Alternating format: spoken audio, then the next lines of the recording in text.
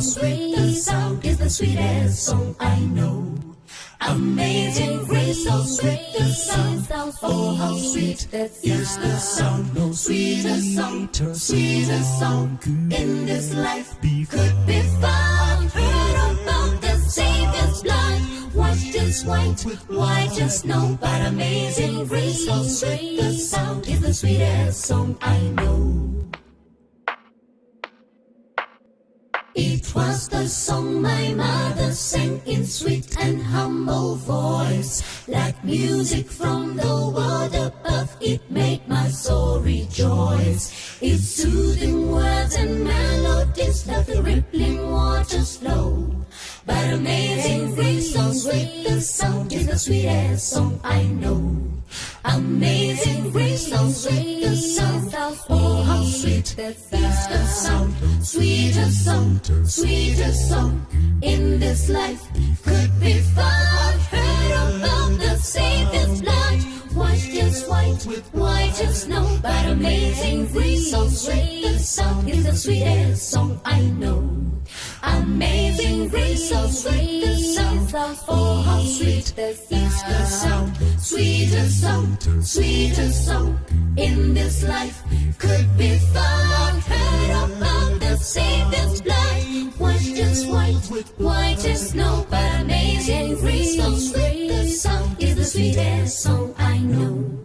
But amazing grace, so sweet the sound is the sweetest song I know. But amazing grace, so sweet the sound is the sweetest song I know. But amazing grace, so sweet the sound is the sweetest song I know. The sweetest, most wonderful song I know. All right, I tell you. Welcome. Good evening, everybody out there in TV land and those who are viewing by Facebook. We want to thank you so much for joining us with our program, Dove on the Window. This another Friday evening. God has been good to us, brought us through another week. Sister Jeffrey, how are you doing, my dear?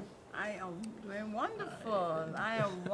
Good night, folks. Good night. I trust you had an awesome day today. I was just telling Wenda this is an interesting January. I remember this time last year we were having some showers of rain. However, for some reason, it's been really dry. All the rain fell in summer last year. So there's no more rain to come this time. We getting a dry January. Dry spell. Dry January. Anyway, I trust that you had an awesome day and that you are ready for us to discuss technology and the family. Shall we bow our heads as we pray? Let's pray. Gracious Father, we, your children, do come into your presence, dear Lord. First of all, acknowledging that you are our God and our Creator. Yes. We ask, dear Lord, that you would forgive us for all that we would have done today to displease you. And even as we come in your presence at this time, Father, we pray, dear Lord, that you will continue to go before us. Be with us even as we sit and we discuss, dear Lord, this topic. I pray, Father, that your Holy Spirit's presence will continue to tabernacle here with us this evening. Be with our viewers, both by Facebook and by Channel 2, dear Lord. I pray, dear Lord, that if they need to be healed in any way, whatever is going on, I pray, Father, that you would touch them this evening and that they will indeed, dear Lord, be blessed with the program we're about to do. We love you and we praise you and we thank you for allowing us to be in your presence. Is our prayer in Jesus' name, thanksgiving. Amen. All right, wonderful. I want to begin by giving a shout out to a good friend of ours, David Steed, Pastor Dr. Steed. Which country is in? Bermuda. Pastor Steed, I want to welcome you. I want to thank you for joining us all the way every Friday night. Your comments are not really favorable to me, but... Why are they not favorable to you? Yeah, he hits me with his comments. Anyhow, okay. Welcome. It's a loving and loving hate. Went to school together. Nothing below the belt. Yeah, he jabs me hard, but it's good. That's what friends are for. Folks, we discussing technology in the family. We want you to call in. We wanna set the pace as we go. This technology thing is causing a lot of problems in families, and it's causing a lot of problems, particularly for children, young children, as we move forward. And sometimes, you know, when I think of number of things, when how to say this? As a pastor, I sometimes go amongst, I put myself in situations to observe. Well, okay. You know, it's like, I go among people who, on the surface, you would think that they are not saved or whatever, and you get a feel. Okay. You know, it said that Jesus was a friend of sinners because he always had these people around him, and he went among them. So I do that from time to time, and sometimes I feel so overwhelmed at the work that needs to be done by way of getting the gospel to these people, or getting them to understand there's a God who loves them and stuff like that, you know, and the need for them to modify their behavior to reflect the knowledge that there is a God. Okay. And sometimes when you engross yourself in it like that, it becomes overwhelming, because when you look at what's going on and you wonder, oh my God, the amount of work that is needed, right? Well, the same thing happens to me when I think of technology and what is happening. When I look around and I see what technology is doing, you know, these little children. I was at a restaurant the other day, and they had some, you know, a family around the table, and one of the persons my age wanted to do something on the phone, and he couldn't, and he gave the phone to this little, I would think she's about 9 or 10 or around that age. He gives the phone to her and says that, oh, she knows what to do.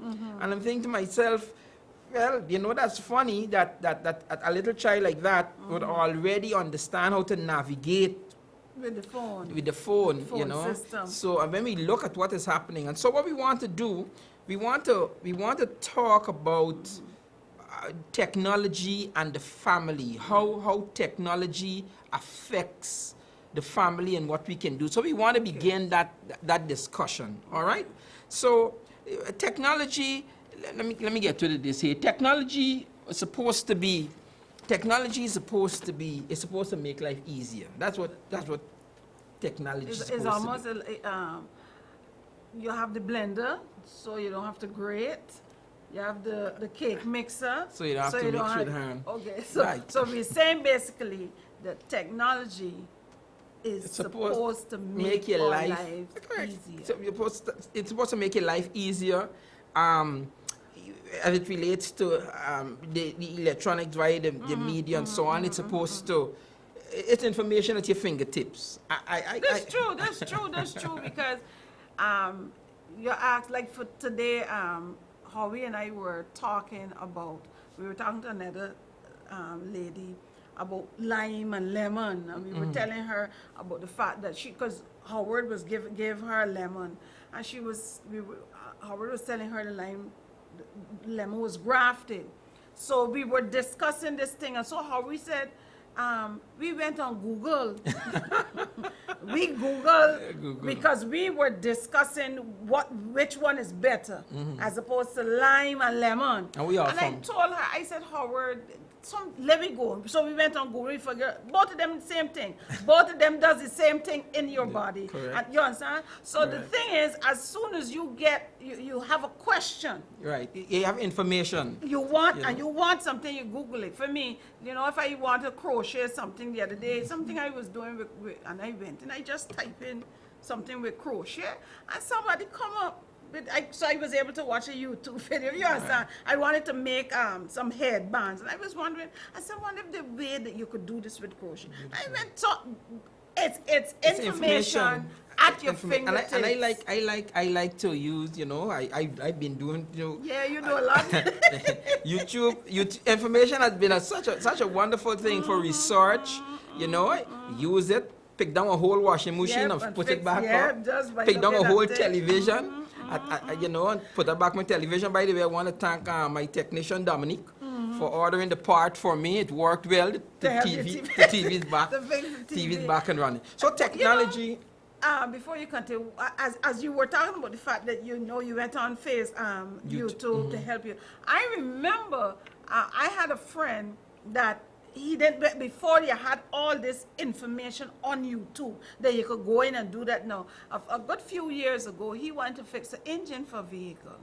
And I always remembered he went to the library and borrowed Correct, a the book. book, You right. don't borrow, you don't have to Right, go all the way to exactly. the library You now. get You it. just, And you just Google it. so the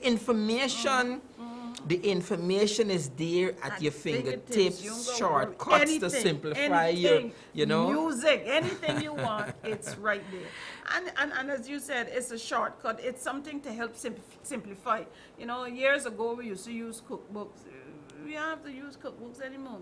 You want to learn to bake a cake, and the thing is that there's so many varieties of those things out there. So it's not like you're going, you got to buy all these cookbooks, you have all these stacks of cookbook on your shelf, and you have to flip through all these. You know, I'm just enjoying how you just Yeah, because as you said, in how more you just shortcuts, revealing more all, shortcuts you know, come to where you go. simplify. We're talking about where you go to get shortcuts. all these different delicacies Of that you course, make and YouTube, stuff like that. you Google it. Yeah, I thought that Google it. your mother.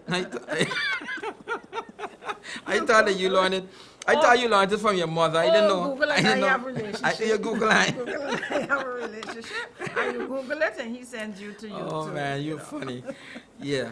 However, parents are finding that technology, while it's so good, technology is making their lives difficult. In what way? In the sense that the children are becoming, I want to say the children, but we know we can have a candid discussion. However, the children are becoming so connected to the technology that they're not behaving in healthy ways. Let me say it like that. Okay. They're not, the technology is keeping them away from their coursework at school, okay. the work that they have to be tested on. The technology is preventing them from doing their chores. So, you know, we joked about whether or not you learn to cook from your mother. Yes. If you have the children and they're so tied up with the technology, they're not available for you to teach them stuff. Mothers are not available. Parents are not available. Children are not available for parents to teach them things. Okay. Like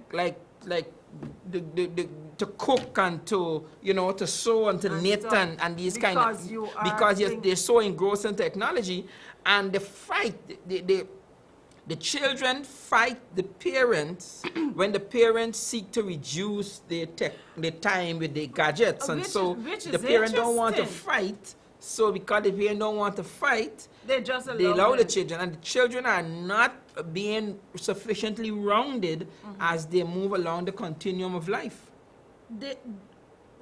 Based on just what you said, so much went through my mind. But one of the things I'm thinking about is that as parents, we help the children to go in those directions. We are the ones. Correct, and that's what I'm saying. We're the ones who help the children, because we are the ones who have to start the children if we don't give them to them. And Give- even give if it- give the gadgets to the children, even if, let's say, a grandfather wants to give the child as a gift, an auntie wants to give the child as a gift. When the child gets that thing, we are the ones who would have needed to say, here, you can only have this for so many hours. I was talking to a young lady the other day, and she was talking about the fact that she's not getting her son to do as much homework as Correct. he should. Correct. Spend much time in his schoolwork. Correct.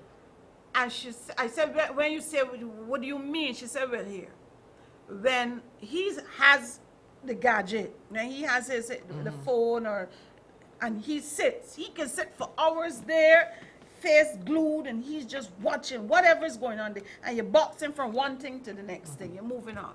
She says, however, whenever he picks up his book and he goes and he sits with the book, she said in a few minutes when she looked back, he's asleep. So I said to her, I said, don't worry with that. I said, don't worry with that. I said, what you have to do as parent is you decide how much time you're going to give him with this gadget. So you say, boy, listen, you are going to have 2 hours, 3 hours, you decide a day on this gadget. However, how much ever time you spend on this gadget, I want it back in schoolwork. Because I'm saying you're trying to find a balance so that the child is at schoolwork, the child is on the gadget, but the child gets to move around the place, go ride bicycle, go play with friends, interact. You're good.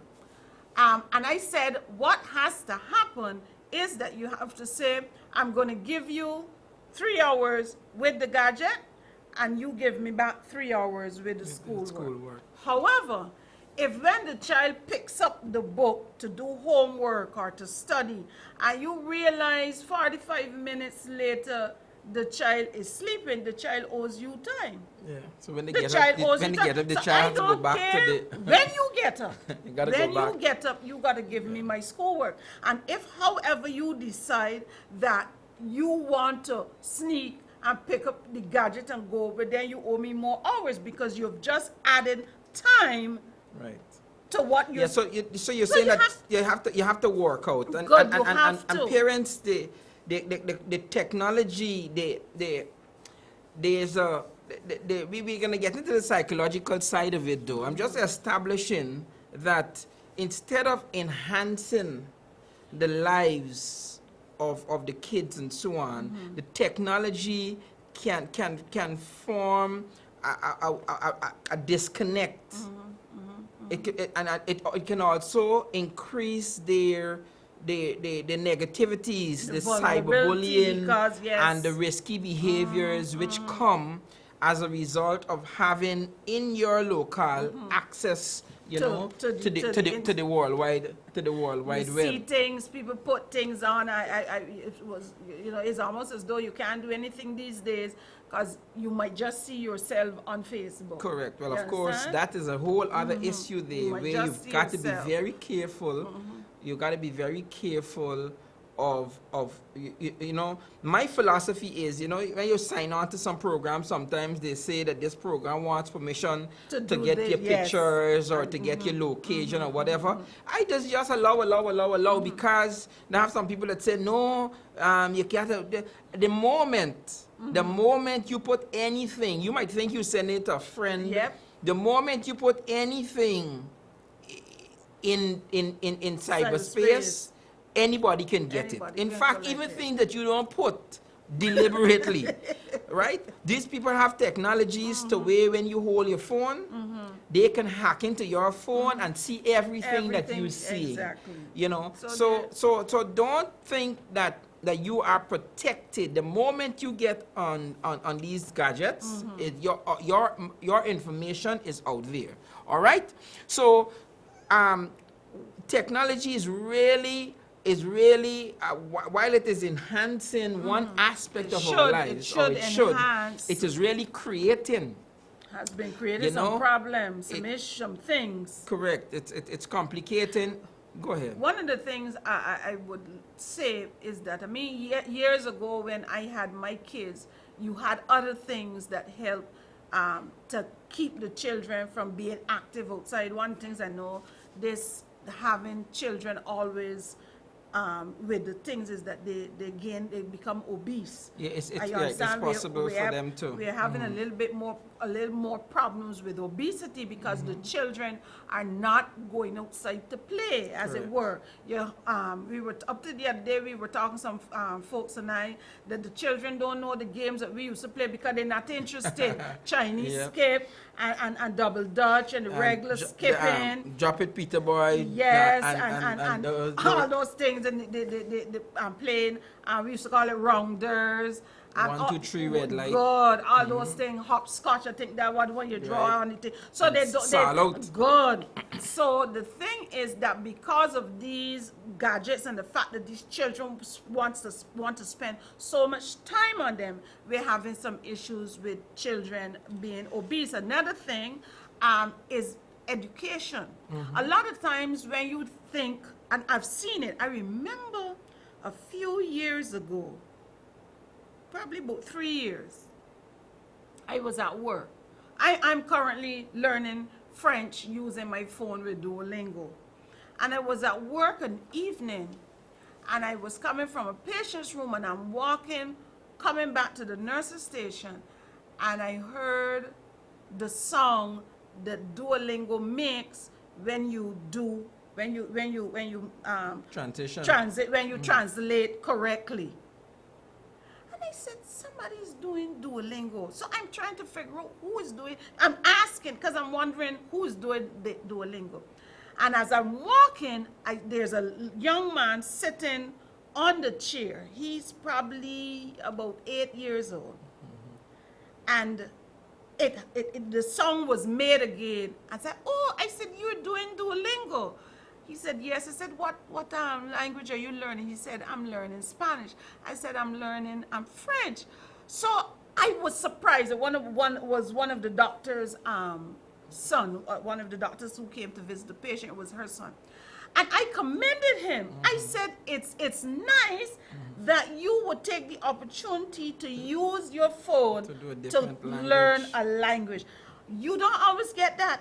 Correct. You don't always get that. Some children spend a lot of time watching stuff that I consider not.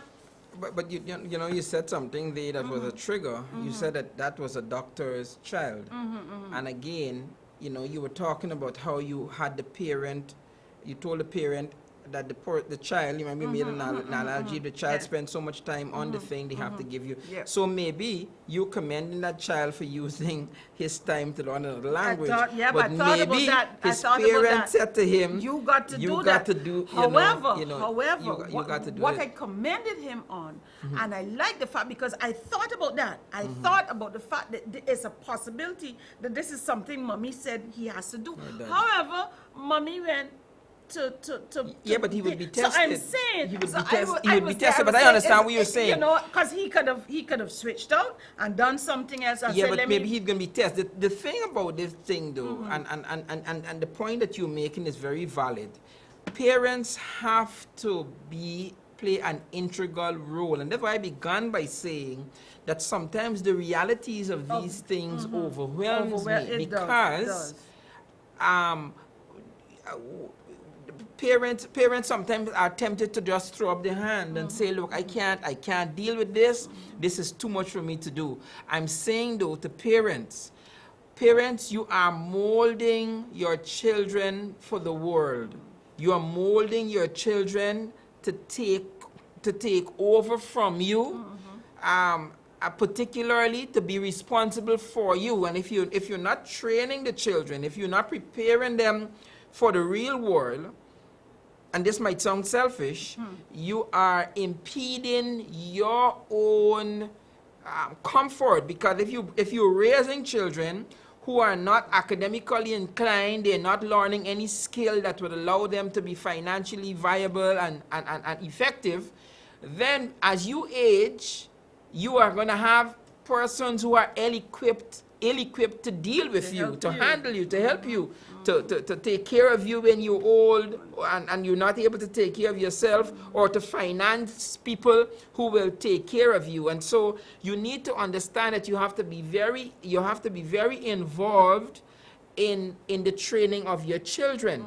And as it relates to technology, the technology is designed to capture the children's attention. In fact, it's designed to capture Everybody's attention. You know, Everybody's. I find myself at 51, I have to be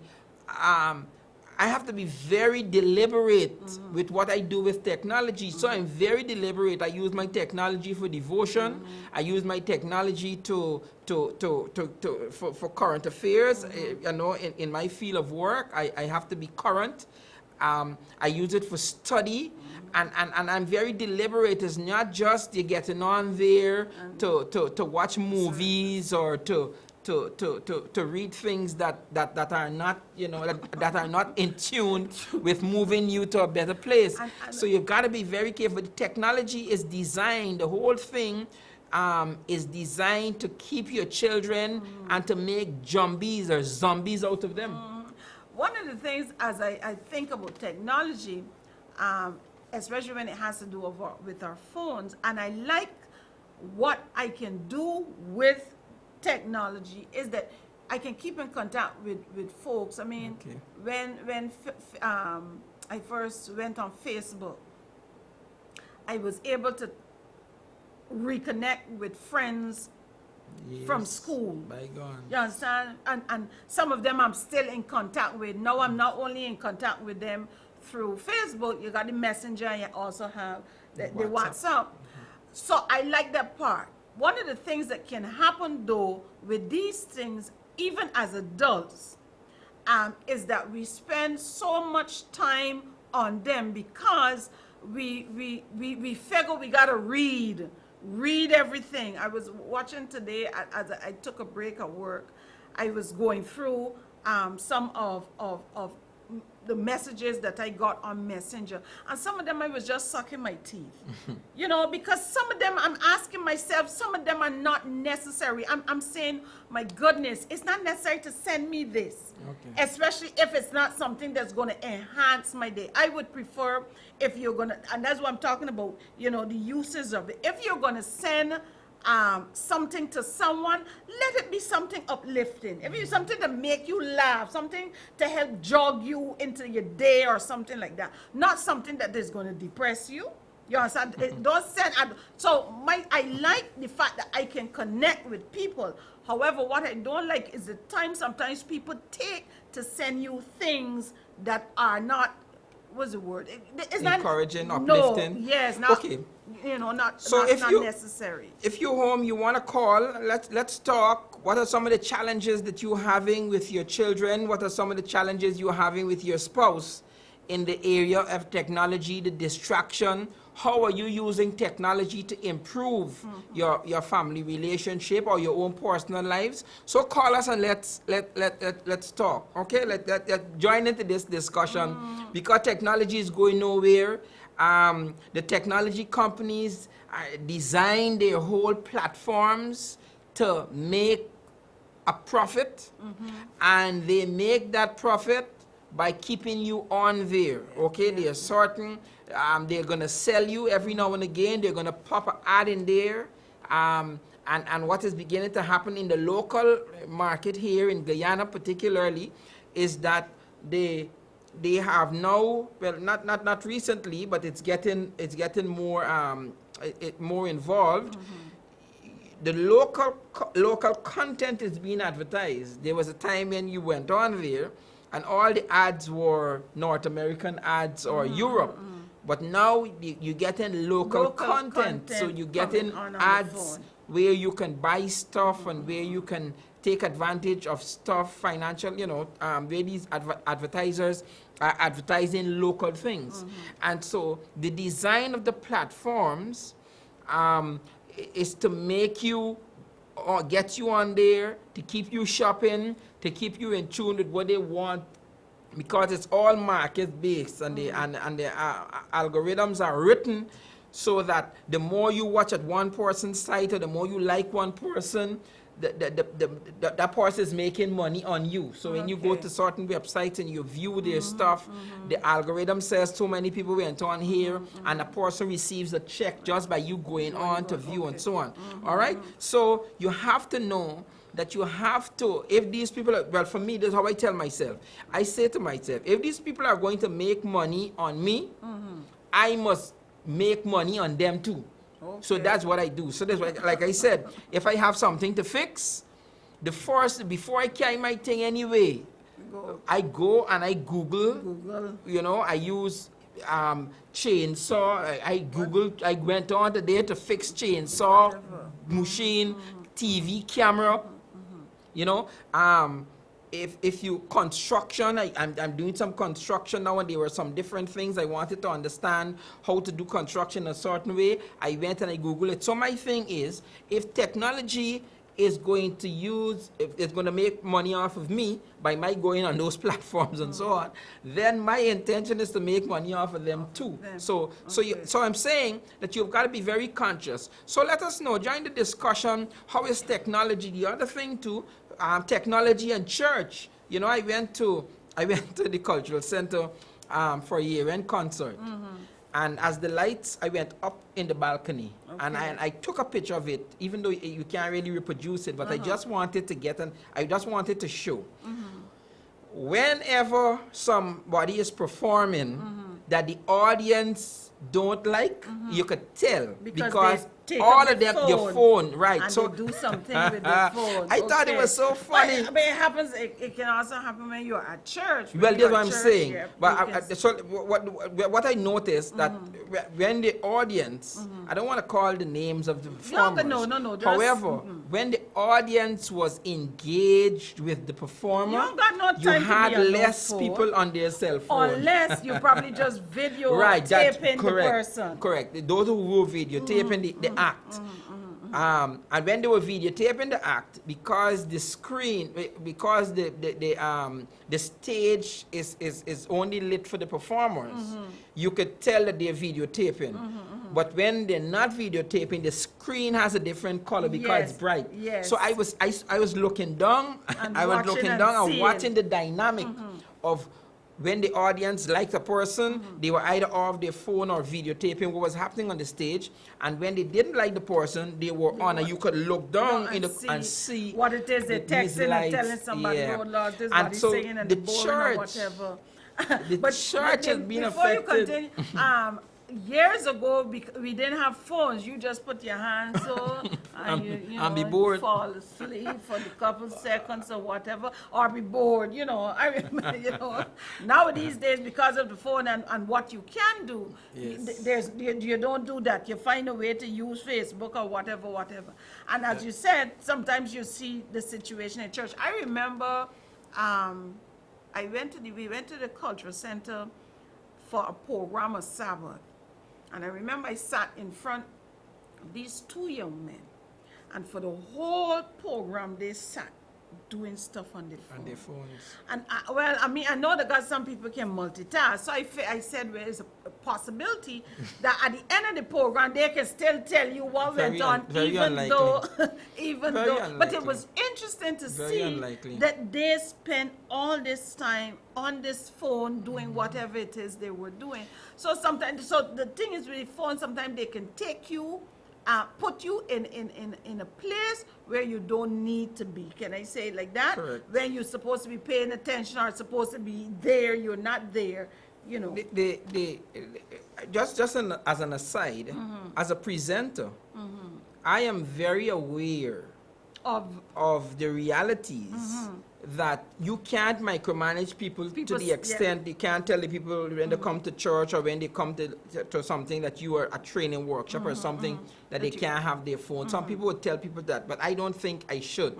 So what I do is when I'm preparing my presentations or my sermon or whatever, I prepare with that in mind. Okay. And you've got to make sure that when you are presenting to people, that you present in a format, you present the kind of content that will keep people interested in what you're presenting. Because the truth is, like you said, some long ago, when you went to church or you went to a presentation or you went somewhere and it was boring, you doze off or you think. But now you have the phone, So you and get because on of the the endorphins that the phone puts out, it keeps you awake. Exactly. So that you don't have to listen to what's going on up there if up there is not interesting. Yes. However, the phone is affecting church. It's like you said, it's affecting the young people. So parents, who have children who are within the age that they can restrict, they probably need to not let the children take those take the phones to church or so on, so that Sometimes it's not even the child's phone, it's the mother's phone. The child Because or the I know father. when we are in church, and I take out my phone to check a text that the person who's speaking might call up, but it's not, it's not projected. And I take out my phone. Tashata always would say to me, she'd say, Auntie, can I use your Who's phone? Tashata? Oh, You say Tashata.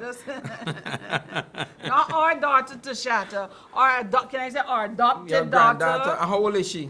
She's 5 years Okay, old. good. Yes. So- So she always wants the phone because she wants to play games on it, and I would say, no, Tashata. My phone is not for playing games, not now. Okay. But Alright. so I'm saying because she has gotten accustomed to using the phone, so she wanted the phone. I said no. So the thing is, we just have to find a way to. It's not that it's bad. Just find a way to curb it. To what's the word? Ration it. Can we say it like that? To Monitor. ration it. Monitor All right, it. Yes. parents, we talking. Know first to begin, like I said, as an adult, you have to know the effects that these technologies have on you, what they do to you, the time that they keep you away. I find that sometimes Celia and I are in the same house, and just to make sure that we are communicating when we on these devices, we sending messages to one another and stuff like that. But you've got to understand, and that's what I'm talking about. You got to think, right? That these the technology format is designed. These people study us. Yep. They study human behavior. And the research is showing that these endorphins, they call them endorphins, the neurotransmitters that deals with our attention span and so on. These people know how to keep us going from one app to a next, from one message to a next. From one and video to next. From just one like video that. to a next. So you need to know within yourself, you need to